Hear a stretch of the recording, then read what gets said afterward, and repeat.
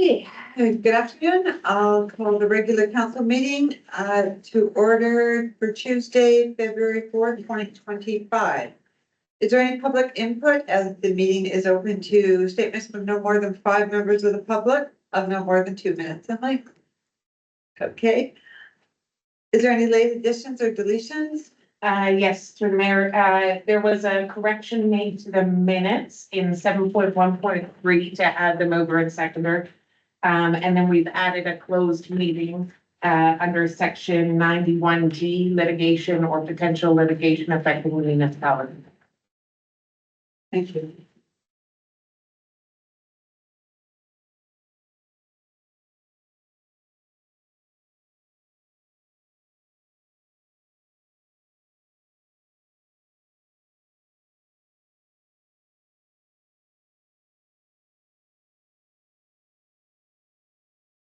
Okay. Will somebody please move that the February 4th, 2025 regular council meeting agenda be adopted as amended? Councillor Flan, Councillor Weed, all in favor? Carried.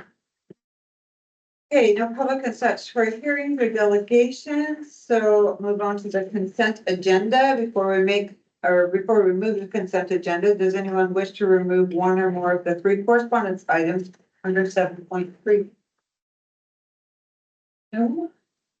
Okay, will somebody please move to adopt the consent agenda? Councillor Weed, Councillor Flan, all in favor? Great. Moving on to staff report. 11.1 NDIT Community Places Rents Application and .com.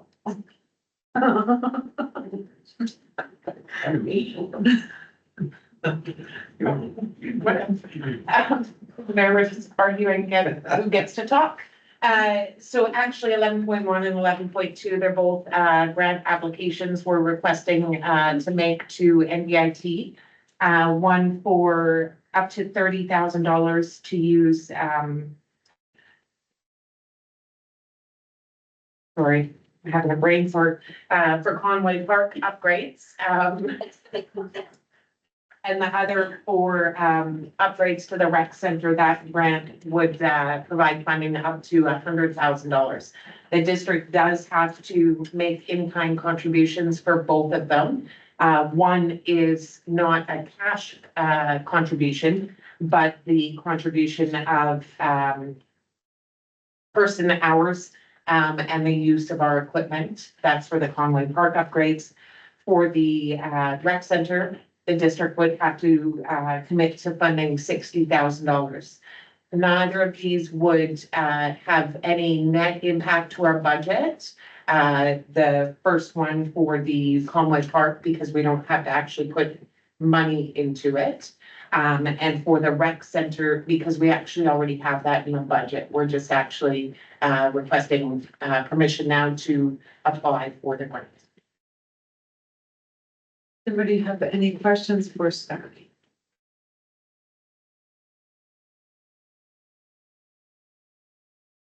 Okay, let's do 11.1. Will somebody please move that the District of Lillooet's application to the NDIT Community Places Program for up to $30,000 be approved, and that the District of Lillooet commits to in-kind contributions of approximately $2,560 for the use of the district's backhoe, dump truck, and 2 operators to support the project, and that the District of Lillooet commits to funding and GST costs associated with the project as they are ineligible expenses and will be recovered from the Government of Canada. Councillor Reid, Councillor McHenry, all in favor? Carried. And 11.2, does anybody have any questions for staff for 11.2? Seeing none.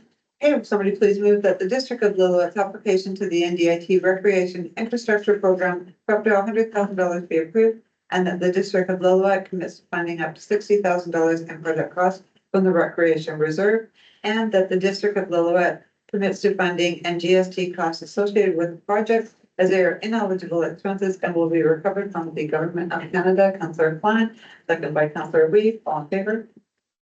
Great. Moving right along. We have bylaws, resolutions, unfinished business, or notice of motion. Any of those? No. Okay, so, I'm just gonna talk SLRD here for a minute. At the SLRD, we had a presentation from Talisker Resources. It was, it's a new or revised mining company that will be working up in Goldberg and Braylorn. The Envision production timeline started the second quarter of 2024 and will finish on the fourth quarter of 2034. So 10 years, I think there was gonna be about, I think there's minimal people right now, and then it's gonna be up to about 60 people. No idea where they're staying or anything during this time, because that's when hydro is gonna be in there too. But they've got a production and waste rock management. It's a small scale underground production. It's underground access developed, completed in the Q1 of 2024. And then it started in Q2. Production is planned at a rate of 100 tons per day, ramping up to 175 tons. They're going to be driving on Road 40. They will use the backfill historic void where possible. Their current permitting for replacement of waste at the Mustang mine. Yeah, so I just thought it was kind of an interesting little presentation that they did. It's called Talisker. It's on the TSX, and it's the code is OTCQX. I think the shares are going at 35 cents a share right now. So, and where else it could be a moneymaker. The other thing with the SOID, they changed the meeting in December from to December 17th and 18th, the week before Christmas. And lastly, I wanted to thank the director, Birch Jones, for the grant contribution of $15,000 from the SLRD Electoral Area B PILT Fund. The funds will leverage our grant application to the Northern Development Initiative Trust that we just read, Community Places Program towards the Conway Park upgrades project. So I just want to thank you for that donation.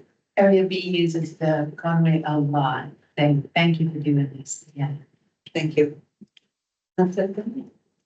Okay, unfortunately, I got hit really hard with that virus that is circulating throughout the community, so I was not able to attend a couple of my committee meetings. So apologies, but that's me. Okay. Counselor McNary. Well, they put a new X-ray machine in. Equipment in the DRX Evolution has been installed. It's up and running. First patient was on the 28th of January. It's got all kinds of little gimmicks in it, automatic lifts and tech friendly and whatnot. And it's pretty uptown. And I think we can thank our mayor and council for what we're fighting for to keep our hospital up and running. And along with the SLRD and whatnot. It's everybody's together on this, and it's I think it's working. The squeaky wheels getting the grease, and as long as we can keep squeaking hard, I think we're gonna be okay. That's a great. Oh, I only attended one meeting on Zoom and it was NDIT, so it's nice to see that we have grants going through there. It was the perfect meeting for me coming back after being off for so long and Ralph doing it, because they did a total review of the operations and how they run and what they do and all of that sort of thing, which was really great.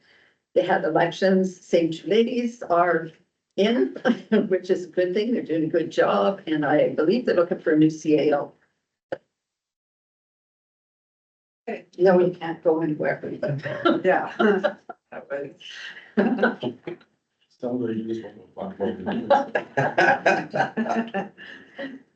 Okay, here you go, report, thank you. Thanks very much through the mayor. So we've been working, I was away in Scotland unfortunately for a funeral for a week of the month, but managed to come back. We've been working on the zoning and subdivision and service bylaw. We finished our strat planning meetings before I left. Really happy to see where we're heading with that general direction, and also we're going to be starting very quickly with budgets. Tony's working on year ends, and don't like talking about year ends and budgets. It's very much trying back, which is fabulous. We are, because of the recent survey that Jody had put out, that's the reason that we're really starting to work on a lot of these recreational grants. These recreational grants are kind of dealing with a couple of items. I'm looking at a couple of items very specifically. One of the things that's very exciting for me is the use and what we're dealing with inside this building. So inside the recreational hall itself, what we're physically doing. So the weight room, the disused rooms at the back of it, what's getting done with the old climbing wall, and then also what we're dealing with over the rec center, over the Conway Park.